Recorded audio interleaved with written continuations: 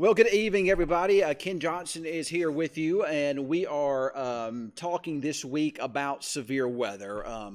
You know, over the last probably, I'd say, 5 to 10 years, severe weather season has greatly changed the way it looks across our part of the country. Of course, they may just be short-term trends. They may not be anything long-term. Of course, things could change this year, and it could be completely different. Um, but this week, we are talking about different things when it comes to severe weather. We are, in early March. Our severe weather season really kind of got started this year in February, and it seems to be starting earlier and earlier every year. The Gulf Coast states, like over in Mississippi, Alabama, Tennessee, those areas, Arkansas, Louisiana, and even East Texas typically see severe weather pretty much throughout the entire year. But oftentimes fall, winter, early spring, they see a bit of a push in severe weather, especially as of late. And it just seems like as of late, we have started experiencing some of that little push in severe weather too, a little earlier starts to severe weather season and earlier finishes to severe weather season. Used to late March through about the end of May, maybe even sometimes early June is when you would look for severe storms and tornadoes in our part of the country. But as of late, it's really been kind of March, April, early May, and then everything just quickly shifts off to the north. Of course, that's something I'm looking at. That's one thing I'm looking at this week. I talked to a guy from the National Severe Storms Laboratory, a big-time research scientist. I'm not showing that tonight, but he explains a little bit about some of the research that they've done, and they've noticed some of those things too. So that's one of the things we're doing. I know that a lot of people here on my page I follow have storm anxiety, who suffer from basically kind of like PTSD, kind of like what a soldier suffers when they come back from a battlefield. Well, oftentimes people can experience that too when it comes to weather. I talked to a nurse practitioner who is a practitioner for a psychiatrist here in town. She gave some great advice on what to do about that. And honestly, we're doing a lot of what you should be doing with education. Of course, I'll have that on here later on this week. Tonight, Tanner DeLeon did a piece where he went back to Jacksboro and revisited that some. I actually talked to a couple girls who got that PTSD or that storm anxiety as a result of that tornado, which I don't blame them. They're really cute girls. Great interview. I'll have that later on in the week. And don't forget, Friday from 6 to 6:30 in place of the newscast on News Channel 6 is our 5th season severe weather show that we put together, and we're talking about a lot of things. Of course, we'll also have a look at the upcoming severe weather season. We're transitioning out of La Nina, and going to more of a neutral to almost weak El Nino pattern. We'll talk about how that might impact our weather. But tonight, what I want to do is I want to talk a little bit about social media. In today's world, everybody is on social media, whether that be TikTok, Facebook, Snapchat, Instagram. There's a lot of them out there that are not even as well known that people are on. And of course, stuff gets shared like wildfires. There are conspiracy theories that go crazy. One person sees it and they share it, and it goes viral. And the same thing happens with weather. When we get weather events that are taking shape, and sometimes even a week in advance, sometimes even 2 weeks in advance, the hounds on social media will be out and they will be pushing that there's this big tornado outbreak about to happen. But you got to remember that tornado outbreaks don't happen very often. Matter of fact, at least across our part of the country, I can't remember a big tornado outbreak happening here in recent years.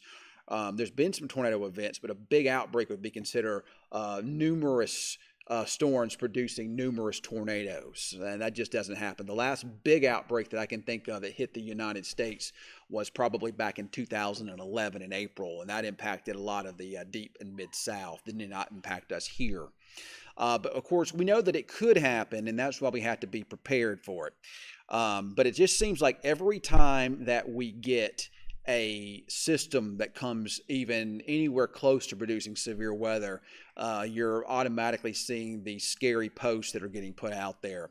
I'm not here to put anybody down, especially my colleagues that work for the Weather Service or for the Storm Prediction Center. They have a job and they have to do it, and they have to err on the side of caution a lot of times. And the Storm Prediction Center is real bad about doing this, though. They'll see these scary numbers on paper, and they have a checklist. And when the criteria is there on that checklist, they'll issue what's called convective outlooks. One of the convective outlooks would be, it goes from 1 to 5. 1 would be called marginal risk, which is the lowest end of things. 5 would be a high risk, which is very rare. They don't issue those very often. But in today's society and weather, you seem to see more of these 3 and 4s, these category 3 and 4 risk issued all the time. And they do that based upon scary wind shear parameters, and based upon what could happen rather than what will most likely happen. Again, they have to err on the side of caution.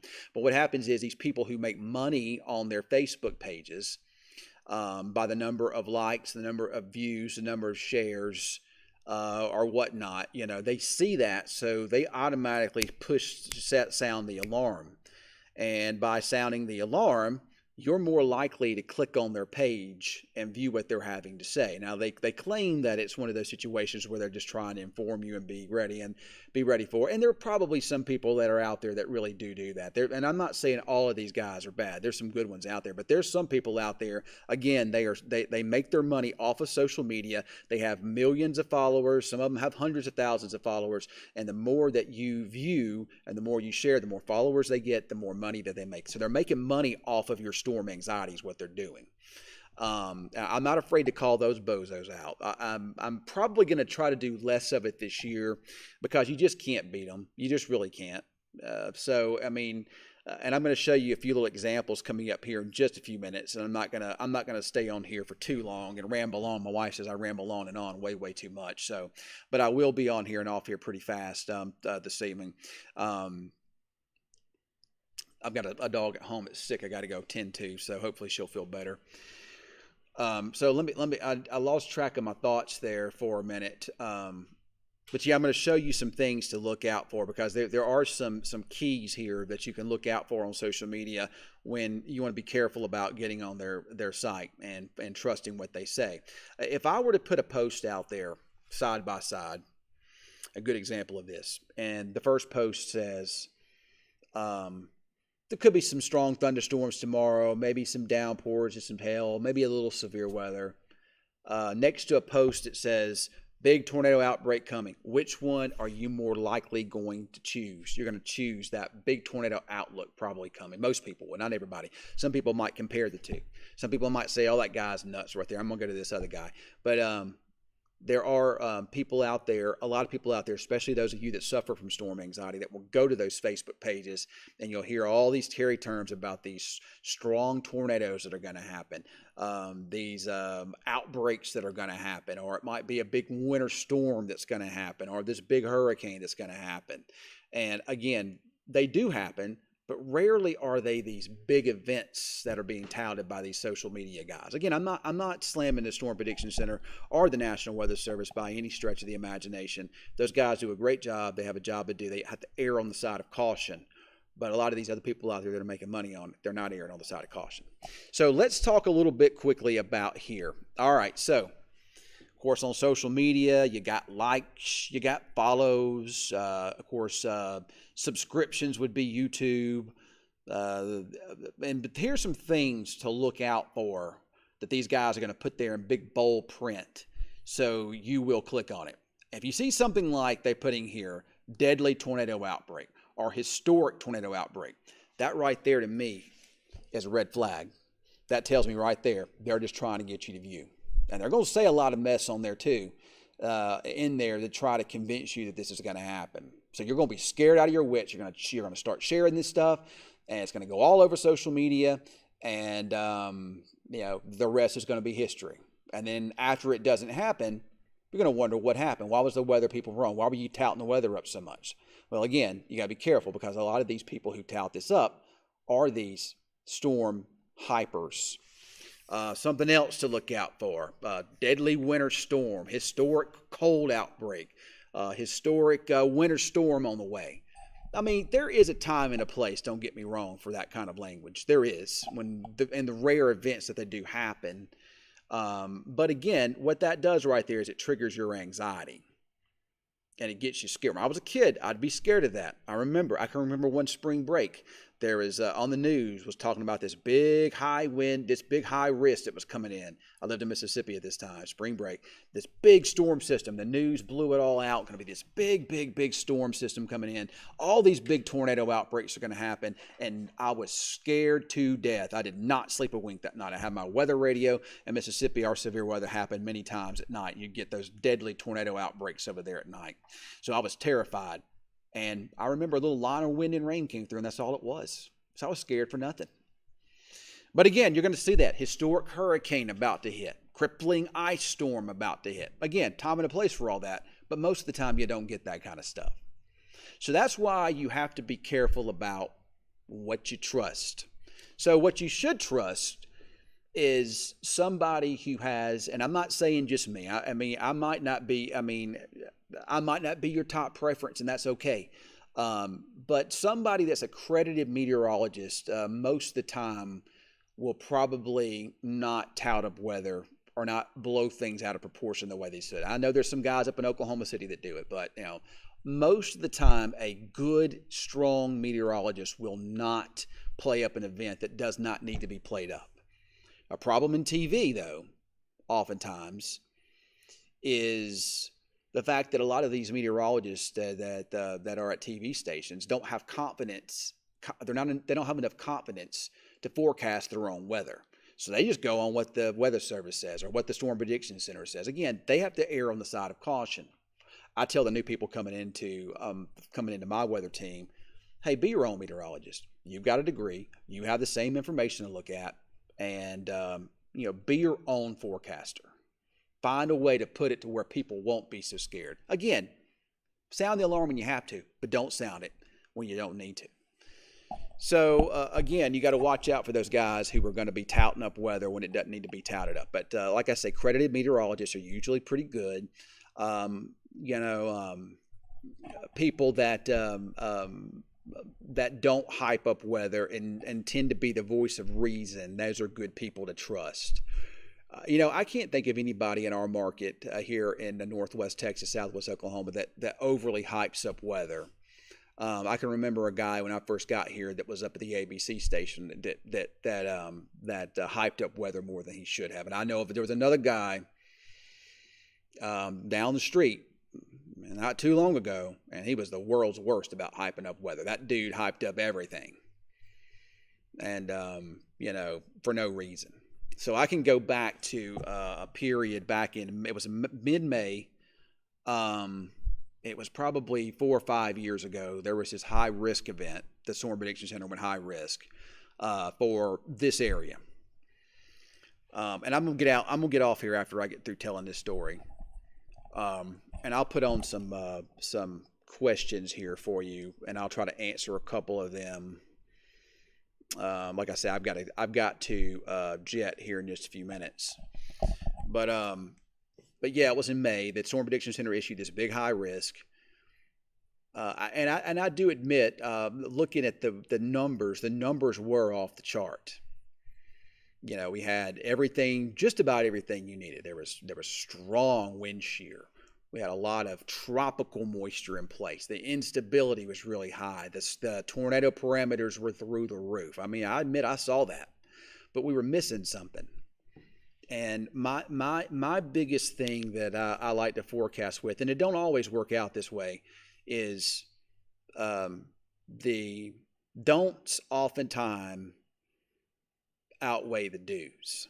So you had all these scary things, but the number one thing we needed to even get severe weather in that particular event was a thunderstorm. Now, if we get a thunderstorm, it could get strong. It could be pretty bad. But the dry line was way off to the west, way across the panhandle of Texas, where oftentimes in May it is. The storm system that was going to be responsible for all of this severe weather and was producing all this wind energy was way far to the west and wasn't going to be kicking out until at night. And in this part of the country, typically speaking, after dark, the threat for tornadoes goes away just about it. So and you looked at the model data, and the model data just wasn't really. It was just everything was too slow. It wasn't lining up with where the really good storm and the really good tornado ingredients were. They were west of there. And by the time they got to the tornado ingredients, number one, they were starting to weaken some. And then number two, everything was linear at that point in time. It wasn't the supercells produce those big, dangerous, nasty tornado outbreaks. Lines of storms can still produce tornadoes, but typically they're weaker and they're quicker and they don't last as long. And usually you're dealing with winds at that point in time.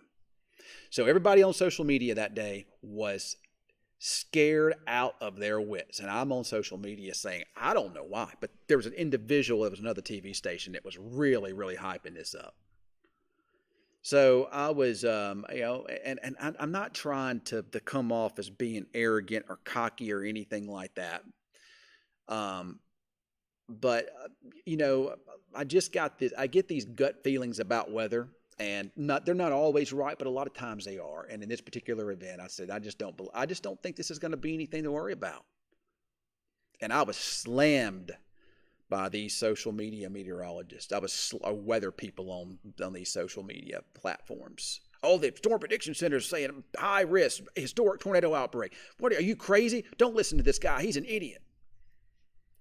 And, there were other people, even members of the media, that were saying, well, the Storm Prediction Center is saying this. I wouldn't put much stock on what that Ken Johnson is saying. Well, I put it out there on social media. I don't think you need to be that scared about it. And people that were absolutely terrified said that actually kind of calmed their nerves and calmed their anxiety. Well, to make a long story short, we didn't get anything. I think there might have been a couple tornadoes back in West Oklahoma, but there wasn't anything major. Little squall line came through, little wind, a couple tornado warnings. But by that point in time, they were what we call outflow dominant. They really weren't producing tornadoes at that time. So, but believe me, when the event is bad, I will tout it up. I may not go nuts and say, oh, historic tornado outbreak coming. But I will tell you when you need to be concerned. But I'm also going to tell you when you don't need to be concerned. That's what you look for in somebody that you can trust. Like I say, I'm not aware of anybody in this market at this particular time that does all of that. There are people, in other media outlets across the country that do. There are plenty of those social media platforms out there that do. There are YouTubers that do. But again, they're making money off of it. Look, I know people tell me all the time, Reed Timmer.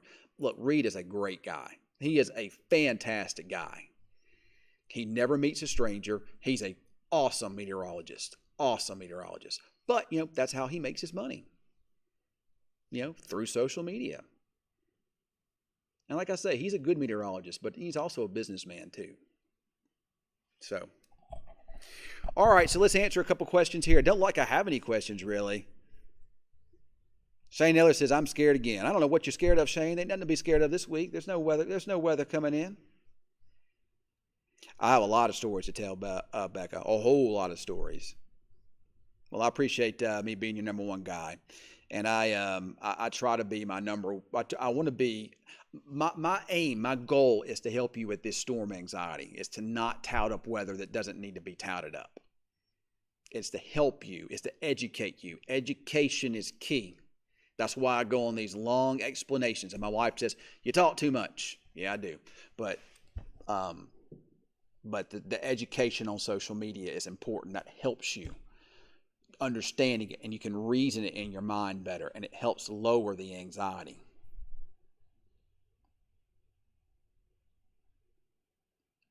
And I do appreciate that, Kayla. Thank you very much. I have met Reed, and like I say, Reed's a great guy, Robert. Reed's a good guy. He's a good dude. He really is a good dude. Very nice, real down to earth. I met him at the height of his career, too, whenever he was on Storm Chasers. And he still has a lot of good things out there. Reed's a good guy. He's, like I say, great meteorologist. One of the best out there. Thanks, Becca. I do appreciate that. Thanks, John. Thank you so much. Thanks, Melinda. I appreciate that. Well, all right. So that was tonight. I just kind of did a little bit of talking about social media. I'm going to post Tanner's piece 1 year later from Jacksboro later on this evening here on my page. And let's see, I've got a list of things here I'm going to talk about this week. I'm going to talk a little more about the upcoming storm season. I'll throw that out there later on in the week. Um, Talk about the changes, how things have changed a little bit. That's the guy from the National Severe Storms Laboratory. We'll be talking about storm anxiety, not only for people but also for pets. Veterinarian Ross Thompson gave some great stuff on that. We talked about social media tonight. We'll talk more about the Storm Prediction Center outlook some. But yeah, we got a lot of cool stuff we're going to talk about this week. Weather this week, might be some rain around, but no severe weather really expected at this time. So that's certainly good news. Does it shift? No, Tornado Alley hasn't shifted. We're just seeing it just seems to me that we're seeing a shorter duration of tornado producing days. And by that I mean, we still see tornadoes. We still see significant tornadoes. But instead of seeing them spread out, they're more condensed. That's kind of what we're seeing now. Instead of seeing, let's say, 10 days of tornado-producing storms, we're seeing 5 days. I mean, it might just be a little temporary trend. It may not be anything permanent, but it could be permanent. And that's something we'll keep an eye on here. But tornado season has always been long across East Texas and over into the Gulf Coast states, always. But with social media and with more storm chasers and more things like that, more technology, better radar equipment, you're just seeing more of it now. But I remember first tornado I ever saw, or the first tornado I ever chased, was on January 21st of 1999, I think it was. It was about 11:30 at night in the Delta of Mississippi. Over there in the Delta, it's real flat, no trees, just like it is here. And we were chasing a big tornado over there, so.